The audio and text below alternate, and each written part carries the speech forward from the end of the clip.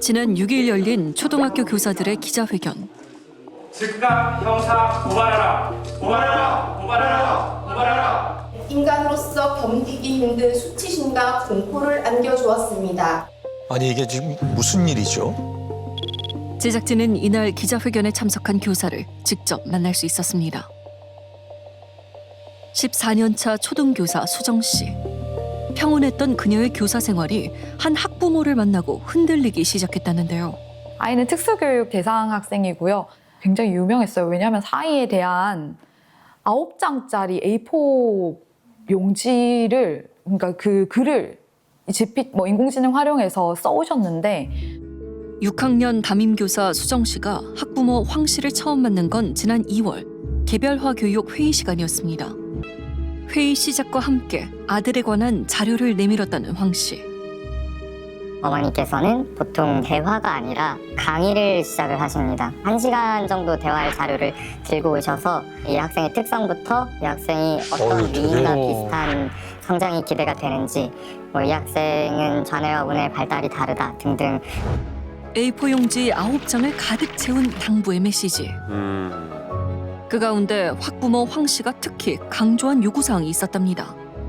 아이가 학교 밖에 자주 뛰쳐나갑니다. 아이고. 그런데 학부모가 아이의 신체를 잡지 말라라고 했거든요. 응? 우리 아이의 신체 제지 거부 요청을 했어요.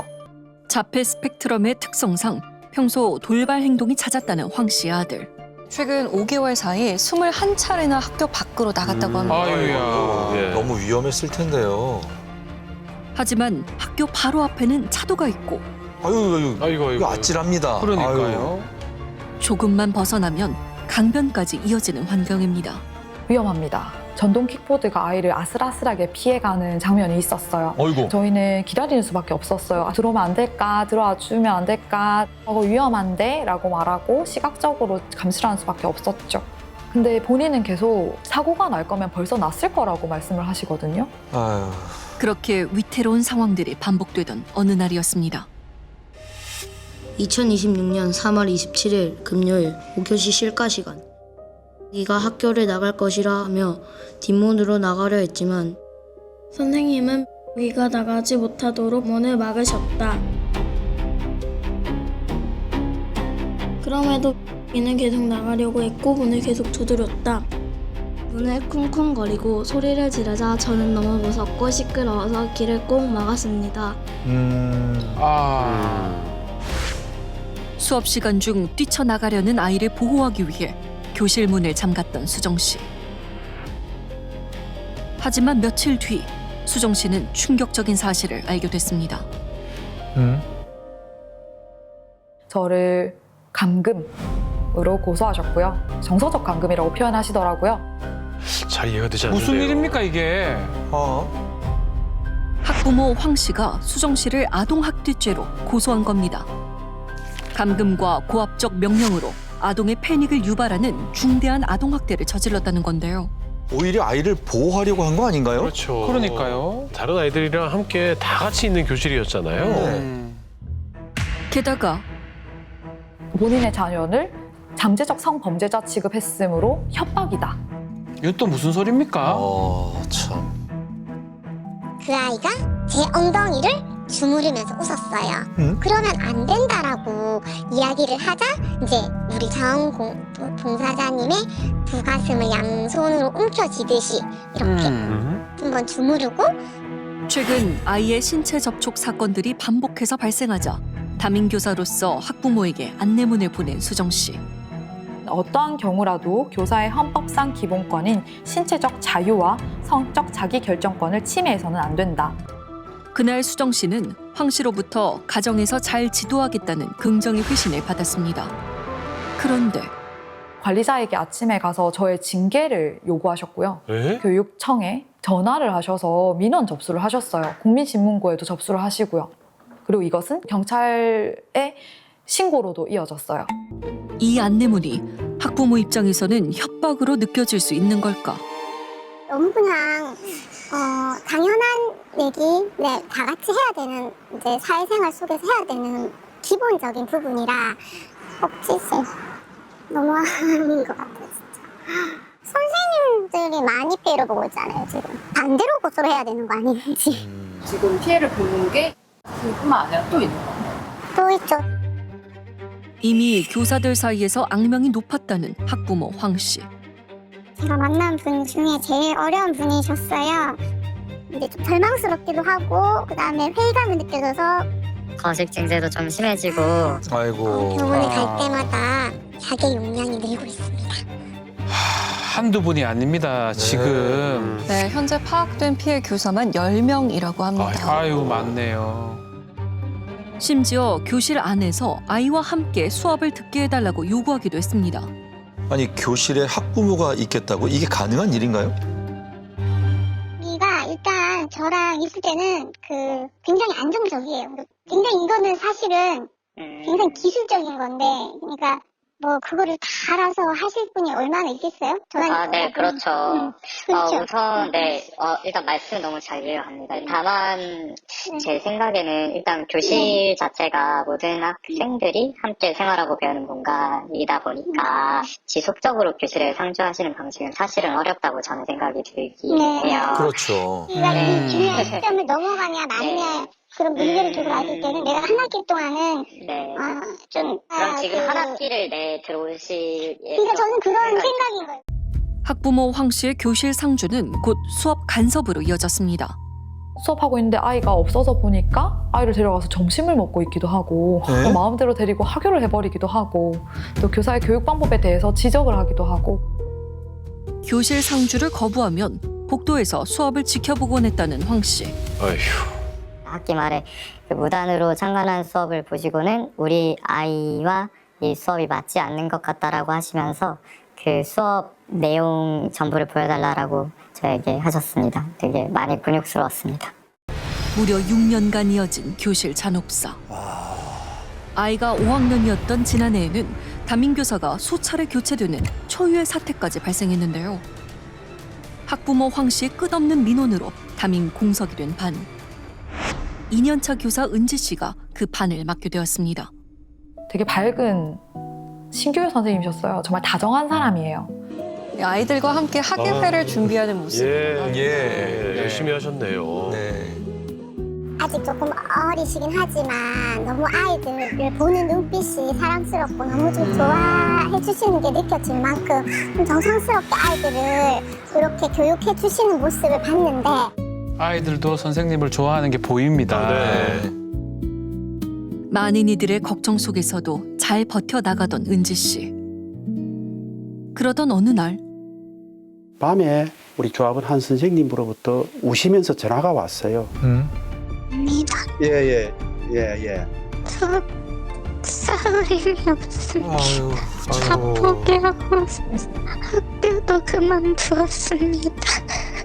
저는 다시 교직으로 돌아가지 않을 거라서 못 갈 것 같아요.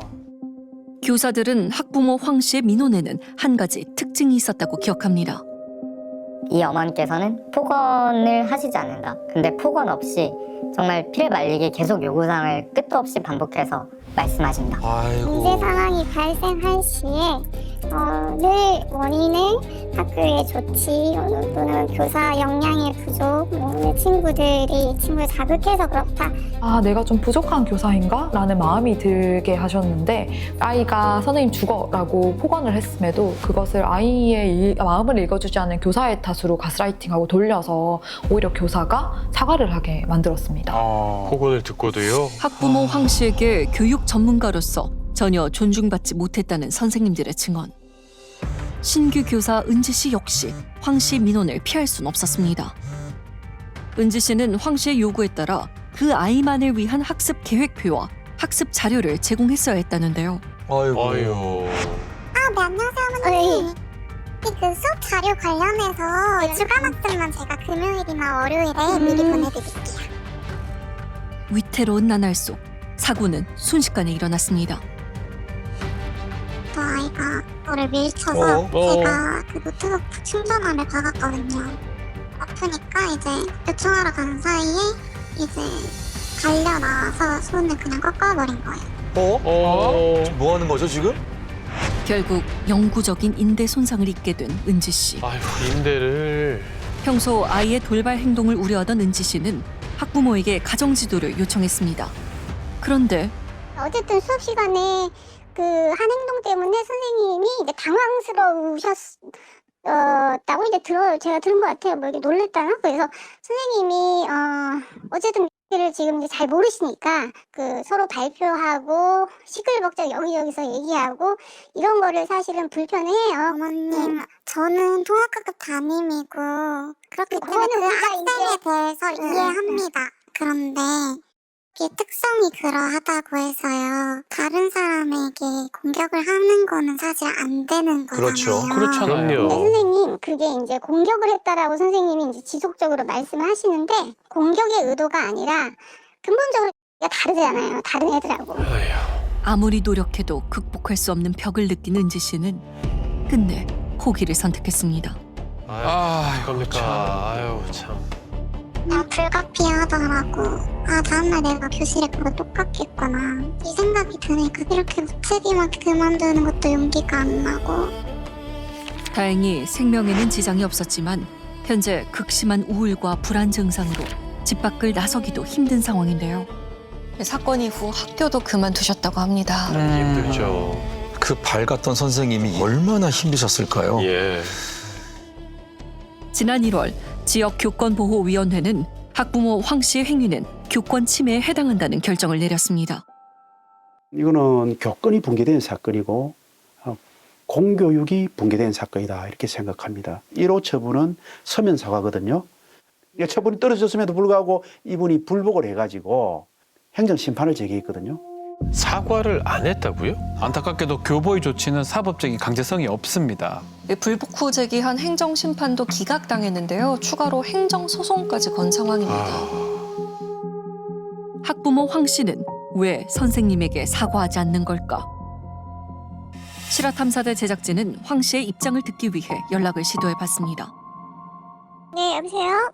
여보세요. 혹시 님 핸드폰 맞으실까요? 네, 맞는데요? 저 MBC 김기린 PD입니다. 네네네, 안녕하세요. 혹시 그 최근 경남 이제 교사 노조 측에서 맞아요. 네네 그 진행한 기자회견을 저희가 지금 취재 중인데 좀 어머님의 입장도 좀 듣고 싶어가지고요.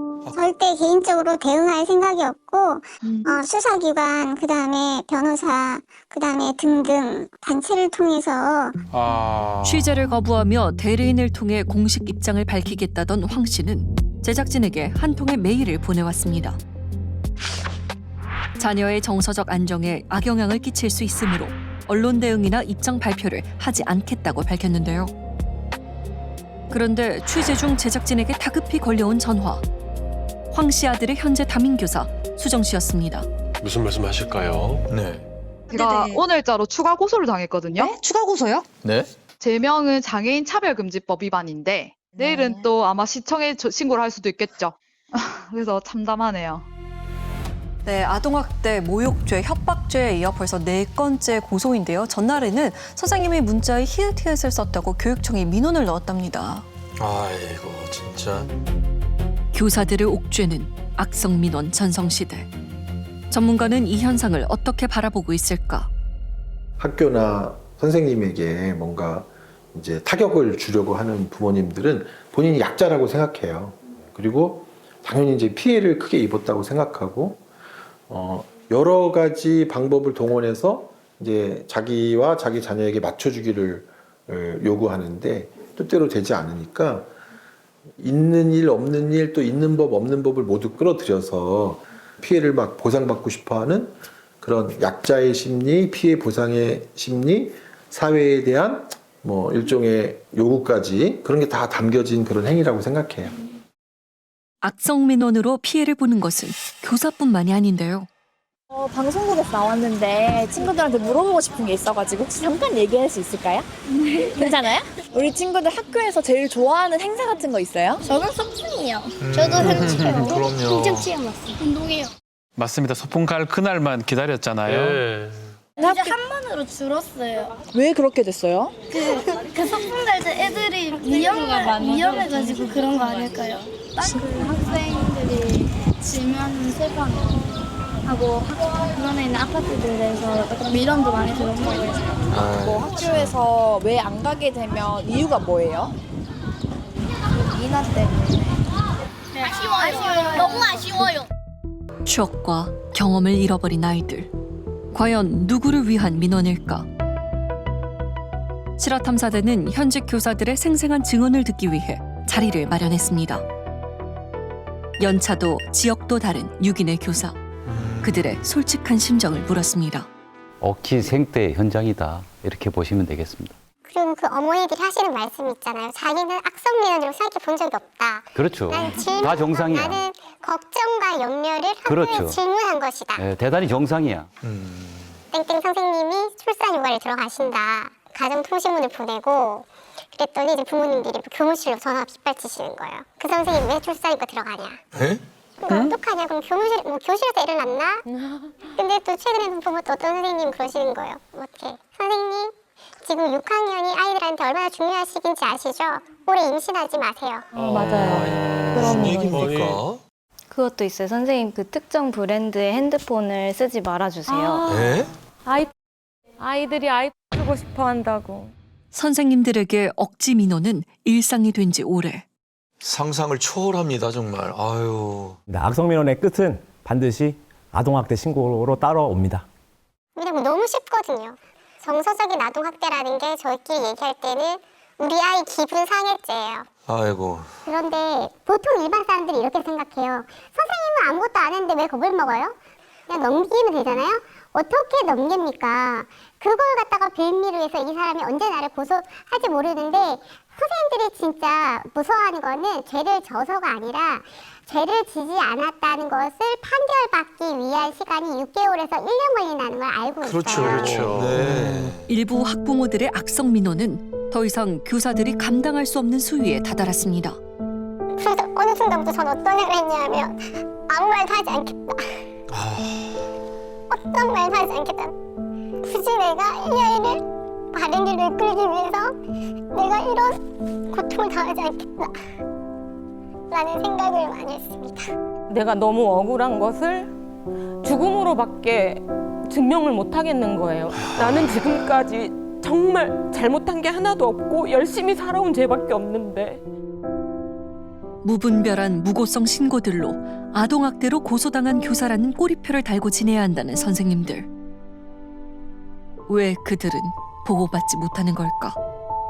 거름 장치가 전혀 없이 고스란히 교사들이 민원을 응대해야 되는 게 우리 대한민국의 좀 민원의 현실입니다. 이분들을 제지할 수 있는 아무런 페널티 조항이 전혀 없다는 얘기예요. 교원지법을 가지고 지금 어떻게 구속적으로 강제적으로 할 수 있는 게 없습니다. 교권 회복이라고 하는 게 결국은 학생들의 학습권 회복이라고 생각을 해요. 왜냐하면 선생님들이 교육 활동이 자꾸 위축되면 결국 제일 피해를 보는 것은 그냥 너무 예쁜 우리 학생들이 가장 피해를 보잖아요. 그렇죠. 네. 선생님들의 절박한 목소리는 교실 밖으로 전달되고 있을까? 지난 스승의 날 최교진 교육부 장관은 학교와 선생님을 상대로 한 악성 민원에 대해 단호하게 대처하고 무분별한 아동학대 신고를 막기 위한 방안도 적극 마련하겠다고 밝혔는데요. 부디 실효성 있는 제도가 마련되길 바랍니다. 네, 아주 단호해야 됩니다. 또한 경남교육청은 학부모 황 씨 사건에 대해 교육감이 직접 고발할 예정이며 교사 개인이 아닌 기관에서 민원을 대응할 수 있는 팀을 가동하겠다는 입장을 내놨습니다. 악성 민원으로 학교를 떠나는 선생님들과 여전히 선생님을 기다리고 있는 아이들. 참. 선생님은 과연 학교로 다시 돌아갈 수 있을까?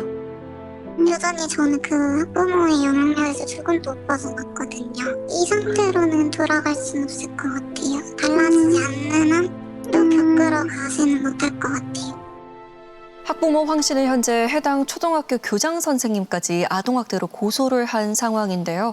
게다가 은지 씨가 학교를 그만둔 이유가 자신 때문이 아니라 그 교장 선생님 때문이다라고 주장을 하고 있기 때문에 2차 가해도 심각한 상황입니다. 마침 지난주에 스승의 날이 있었잖아요. 매번 이런 일들이 반복되니까 정말 마음이 씁쓸합니다. 네. 더 이상 아이들이 선생님을 잃지 않도록 교사들을 보호할 수 있는 근본적인 제도들이 마련되길 바랍니다.